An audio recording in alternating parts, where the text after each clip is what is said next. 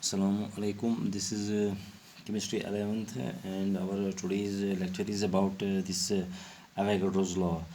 As we are discussing these gas laws in our previous lectures, we discussed Boyle's law, where we saw that the volume of a gas it is inversely related to its pressure, keeping this temperature constant.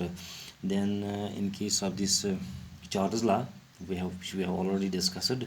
We see that the volume of a given mass of a gas it is directly related to its temperature. That is, volume is directly proportional to temperature under the conditions of constant this pressure. Now, in our today's lecture, since we are going to discuss this Avogadro's law, so it was this Avogadro, or we can also call him Amido Avogadro. It was in 1911 who gave this relationship between this volume of a gas and the number of molecules present in it under given conditions of this temperature and pressure. Now this relationship, that is the number of molecules present in the gas and the volume of the gas, is known as it is termed as Avogadro's law, and it is stated as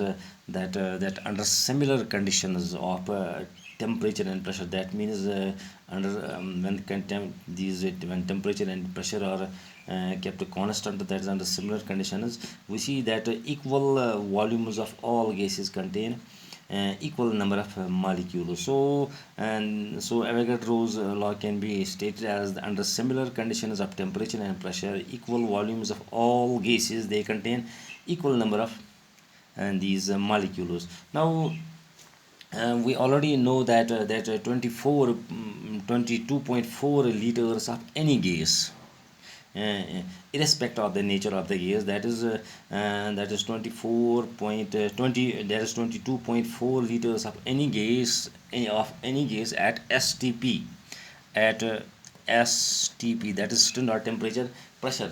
That is temperature is 273 this Kelvin, and we have got a pressure of 760 millimeter mercury, Hg. So under these conditions, that is at STP, and that we see that 24 that is 22.4 liters of any gas, they contain Avogadro's number of these molecules. That is it is 6.022 into 10 raised power 23 molecules. Now this means that there is a direct, we see that there is a direct relationship between the volume of the gas and the number of the molecules, or we can write it like this, that is volume of gas, that is V, it is directly related to a number of these molecules, that is N, at constant temperature and pressure. now but we know that the number of moles of the gas, number of moles of the gas, they are related to the number of molecules, as we can say that a number of moles, that is small n, it is related to the number of molecules, as this is number of molecules, that is n over Avogadro's number.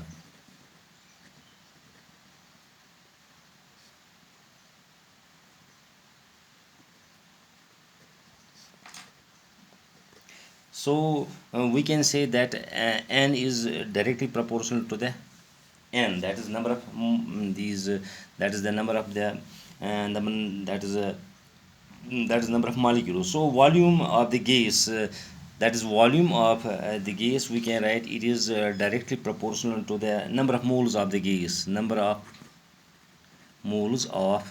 the gas, that is small n. Now we can we can conclude that the volume of gas at given conditions of temperature and pressure is proportional to the number of these number of moles. Now this is Avogadro, which now you can I will repeat it that we see that in this Avogadro's number, under similar conditions of temperature and pressure, equal volumes of all gases, they contain equal number of molecules. Now this is about this Avogadro's number. Now in our next lecture we will discuss this the relation between this Charles law and Boyle's law, and we will arrive in order to derive this gas equation. So this is for today. Thank you very